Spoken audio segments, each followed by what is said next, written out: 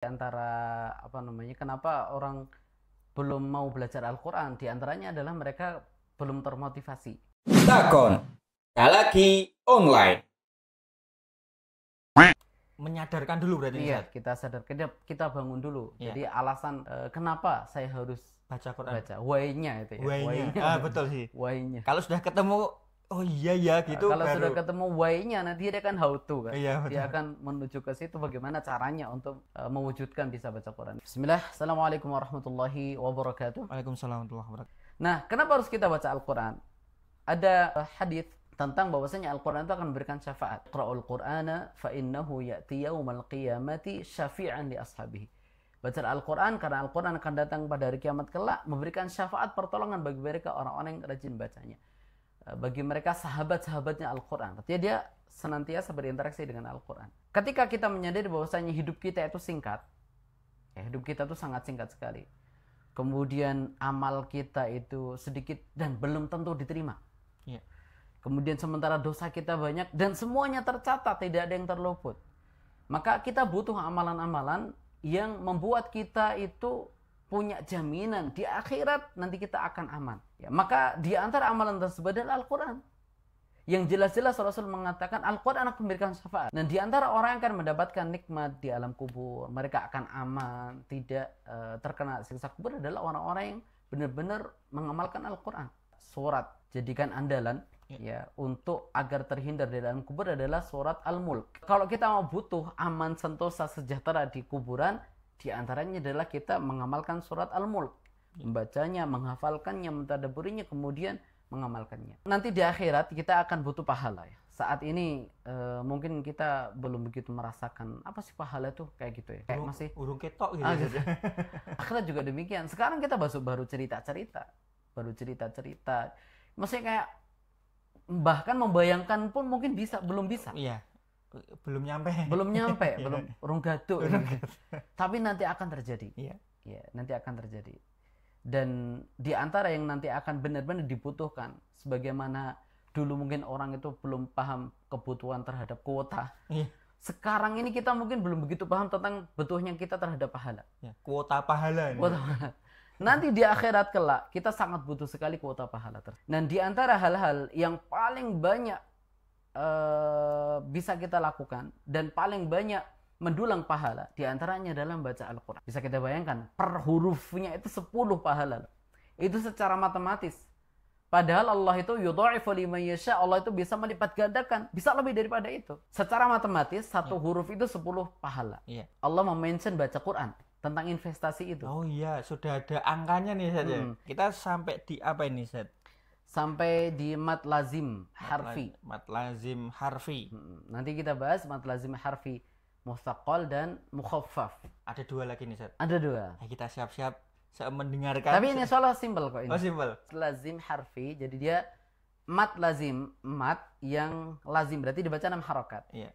Harfi berarti berada di dalam susunan huruf muqatta'ah. Jadi mat lazim harfi, dia mat yang terjadi di dalam susunan huruf muqatta'ah. Huruf muqatta'ah itu apa? Huruf muqatta'ah itu adalah huruf yang dipilih oleh Allah Subhanahu wa taala yang menjadi awal beberapa surat. Contohnya apa? Nun, alif lam mim, kemudian apa lagi? Shad, alif lam ra. Nah, itu huruf muqatta'ah. Nah, jadi mat lazim yang terdapat di dalam susunan tersebut. Jadi panjangnya namanya lazim, sebagaimana kita sudah pernah bahas, lazim itu selalu 6 harokat. 6 harokat. Selalu 6. Jadi itu panjangnya 6 harokat. Nah, pasti ya, Zat? Pasti. Harfi berarti dia berada di susunan huruf muqatta'ah. Kalau di dalam susunan kata bukan harfi lagi, tapi kalimi. Yaitu merujuk ke kata kalimah, kalimah yang artinya kata dalam bahasa kita. Kalau harfi merujuk ke kata harf, huruf.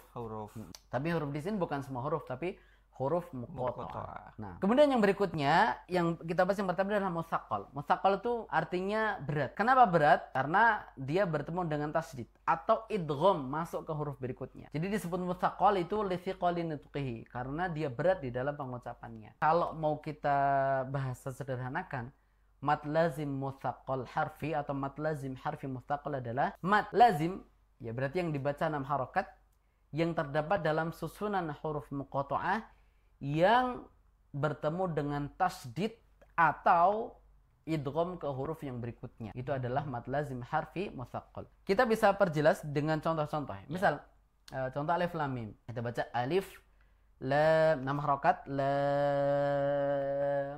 masuk idgham ke mim. Lam mim. Nah, dalam seperti ini yang termasuk mad lazim harfi mutsaqqal adalah di huruf lamnya. Kenapa kok mim tidak? Ya, karena mim dia ujungnya adalah sukun. Sementara lam ujungnya adalah tasdid dan masuk ke huruf berikutnya. Lam mim. Nah, itulah lam. Ini kemudian menjadi mad lazim harfi mutsaqqal. Yang 6 harokat berarti lamnya, Ustaz. Dan mimnya. Nah, itu lazim harfi mutsaqqal. Sekarang yang mukhaffaf ya. Yang mukhaffaf. Sama, mad lazim harfi mukhaffaf adalah mad lazim atau mad yang dibaca 6 harokat yang terdapat dalam susunan huruf muqatta'ah. Mukhaffaf berarti dia ringan. Maksudnya itu apa? Maksudnya ujungnya adalah sukun. Alif lam ra. Lam. Nah, ini mad lazim harfi mukhaffaf. Karena dia tidak ketemu tasdid di belakangnya dan tidak idgham ke huruf berikutnya. Jadi sukun, murni memang sukun. Lam. Kenapa disebut mukhaffaf? Mukhaffaf artinya ringan, Mas. Ringan. Karena li khifati nutqihi, karena ringan pengucapannya. Ringan yang dimaksud di sini adalah sukun.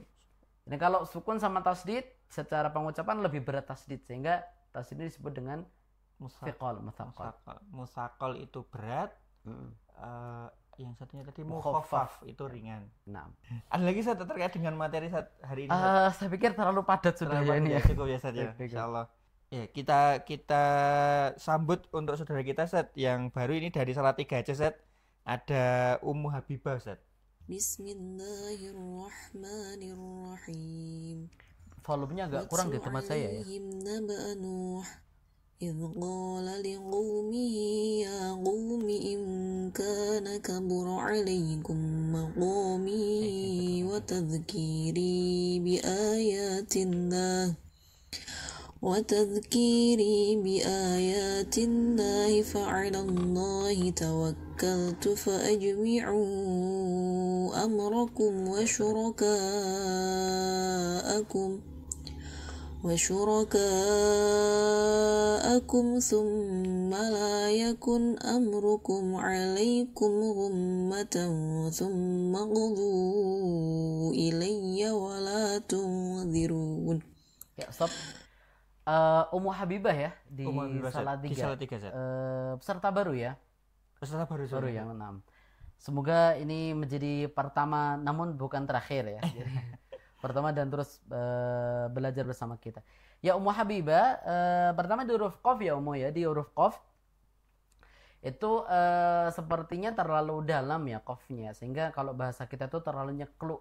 Kalau bahasa apa ya yang sering kita dengar ya. Jadi tidak usah terlalu dalam, tidak usah idh qala qaumihi ya qaumi, itu terlalu dalam.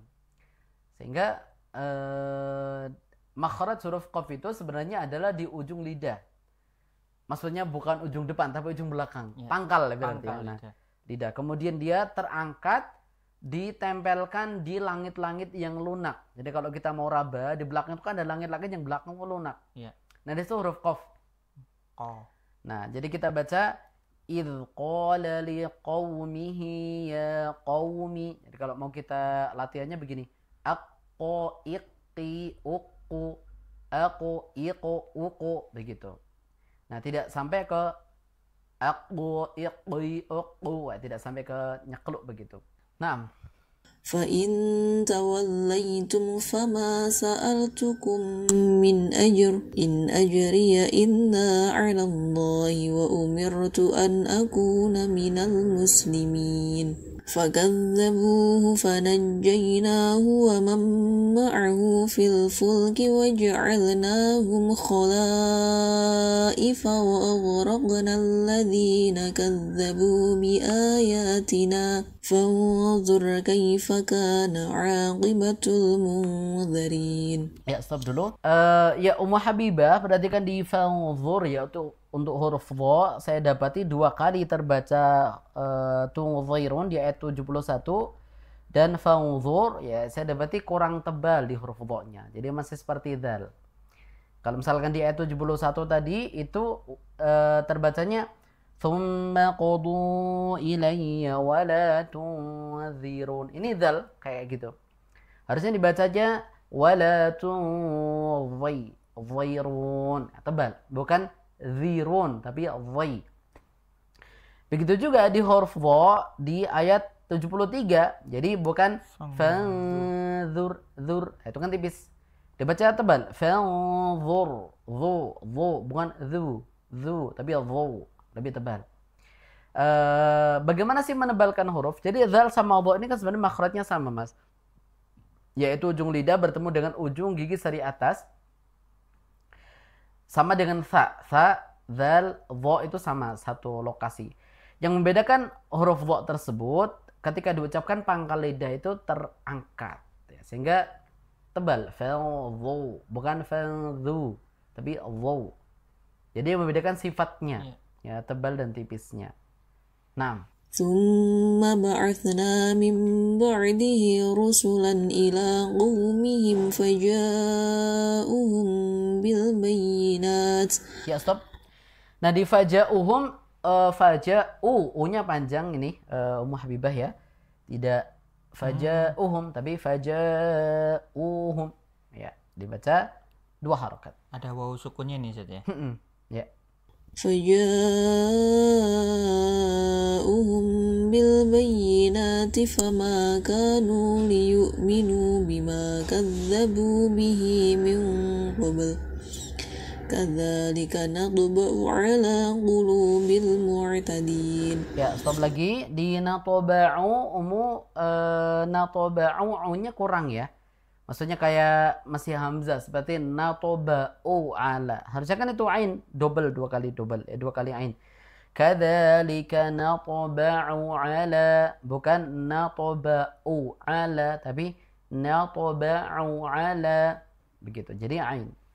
ثم بعثنا من بعدهم موسى وهارون إلى فرعون وملئه بآياتنا فاستكبروا وكانوا قوما مجرمين. فلما جاءهم الحق من عندنا قالوا إن هذا لسحر مبين. قال موسى أتقولون للحق لما جاءكم السحر هذا ولا يفلح الساحرون. قالوا أجئتنا لتلفتنا عما وجدنا عليه آباءنا وتكون لكما الكبرياء في الأرض وما نحن لكما بمؤمنين. Sadaqallahul azim. Insyaallah Ummu Habibah di Salatiga ya. Salatiga Ustaz. Di Salatiga. Untuk yang perlu disoroti Ummu Habibah di huruf qaf ya.